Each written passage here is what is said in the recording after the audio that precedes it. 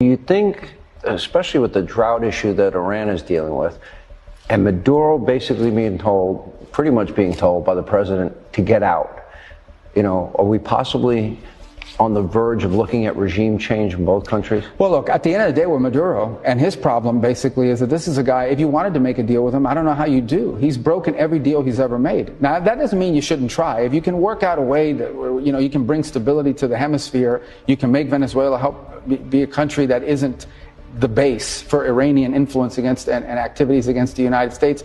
You could have a Venezuela that didn't traffic in drugs and didn't send people to our country like Tren de Agua gang members and the like. That would be great. The problem is Maduro has made 5 deals with different parties over the last 10 years and has broken every single one of them. The Biden administration made a deal with Maduro. No one talks about this.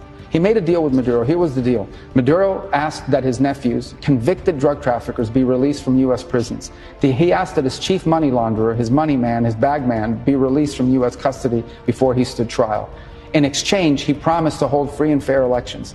He got the nephews back, the drug dealers. He got the bag man back, and he never did the free and fair elections. They stole the elections. They stole the elections. They suckered Joe Biden. They're not going to sucker Donald Trump.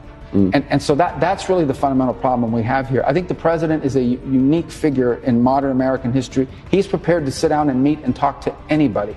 Okay, he just met the other day with the president of Syria, who has, an interesting past, to say the least, in terms of his past activities. He's willing to meet with Putin. He's willing to meet with Xi. He's willing to meet with Kim Jong-un like he did in the first term. He's willing to meet with anybody. But at the end of the day, there has to be somebody that you can actually make a deal with. We've made a deal with the Chinese, but Maduro's never kept a deal. That doesn't mean the president won't try. It doesn't mean we shouldn't try.